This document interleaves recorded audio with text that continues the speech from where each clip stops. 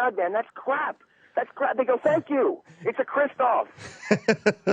And some of them now are literally taking their crap in these composting toilets and are keeping it underneath the house. Let's keep it as nearby as we can.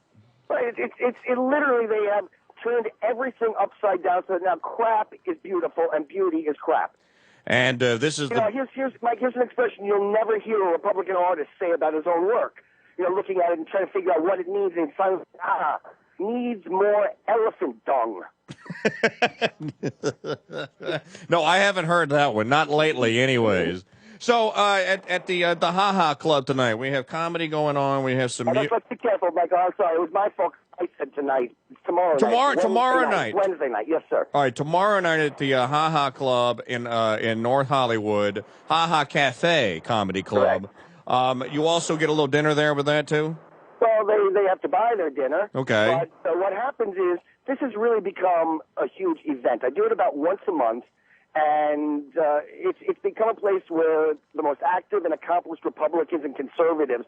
So we have a lot of famous talk radio show hosts who come, several best-selling authors, famous actors, and it's just an opportunity for all of these conservatives and Republicans to meet and mingle and have table hops before the show. And then the show is really, forgive me for the lack of modesty, but it's really outstanding. Well, you need to take this on the road then. We need this here in New Orleans.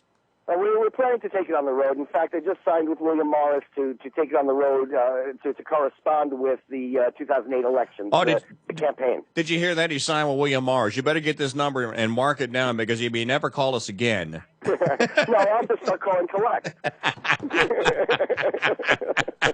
All right. I also sent you the story today. I don't know if you got a chance to read it. I'll just give the audience the Cliff's Notes. The Los Angeles Times has a story today about how the Gallup organization recently conducted a poll this weekend, as a matter of fact, and 31% of Democrats say they believe Bush either knew about or had something to do with 9/11. 29% don't know or aren't sure. That's 60% of them either think he had something to do with it or don't know. How in the world do you get from World War II?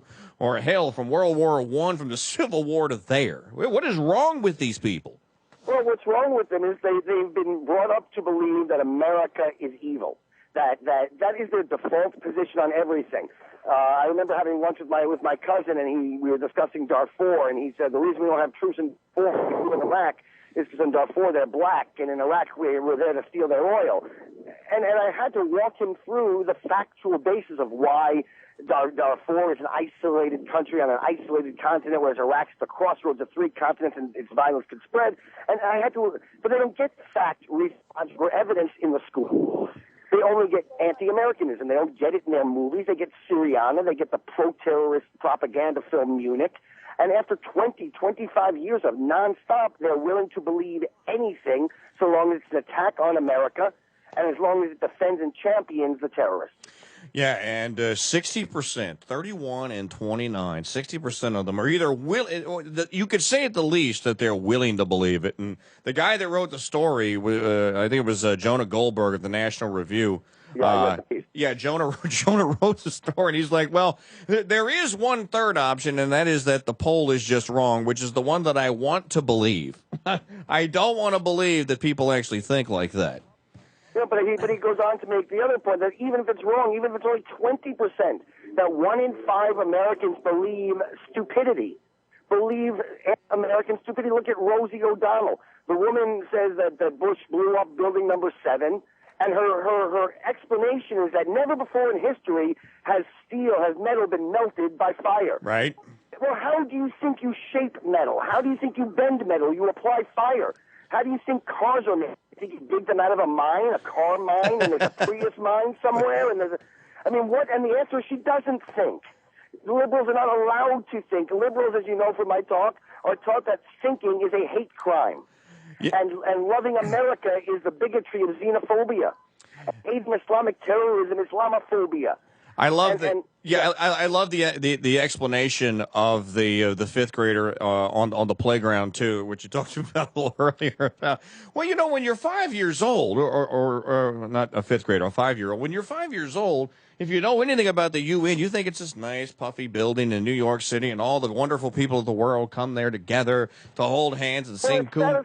It satisfies, Mike. I'm sorry, I keep interrupting you. I'm a New Yorker still. That's all right. It's all the rules that you learn in kindergarten. In kindergarten, they teach you don't hit. Well, in that building in New York, they talk. In kindergarten, when it's your birthday, you have to invite every kid to the party. At the United Nations, everybody's invited to the party. If you play T-ball when you're 5 years old in the fourth inning, you sit down and the kid on the bench takes your place because it's his turn. At the United Nations, the Sudan gets to be on the Human Rights Committee, even though they're committing genocide, because it's their turn. Then you grow up, and you turn 10, you turn 20, you turn 30, you have morals, you learn things, and you learn that the UN's a corrupt, vile organization, and you and I don't support the UN anymore. But the Democrat hasn't changed their position since they're 5 years old. Well, we don't support a lot of things that they do because we conservatives and regular people have the ability to say, I think that's wrong. I really believe that's wrong. I was taught that's wrong, and if you're a liberal, you're not allowed to believe anything's wrong. Like this woman at the Planned Parenthood clinic out there in L.A. It's another story from today's L.A. Times.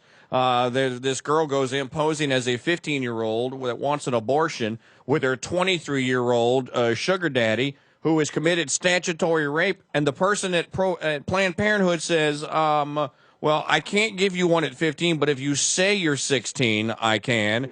And then the girl says, well, what about my boyfriend here? He's a little older than me. Could he get in trouble? And the Planned Parenthood person says, wow, we're not going to report that. Don't worry about that, dear. So in other words, anything to make the abortion happen was what that Planned Parenthood worker was willing to do. Right, which is why the idea that the Democrats are pro-choice is a lie. The Democrats are pro-abortion.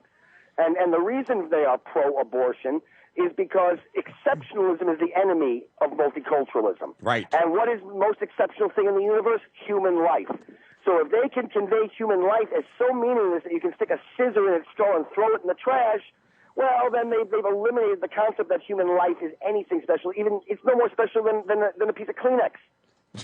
I think the Kleenex may actually have a better shot. I mean, that comes from a tree. Trees are sanctimonious. Trees are to be hugged and loved and admired and what have you. All right. What's most common? Do I have one more second? What's that? Like you're going. Do I have a second? It sounds like we're moving on. Well, no, go ahead. Anything for you.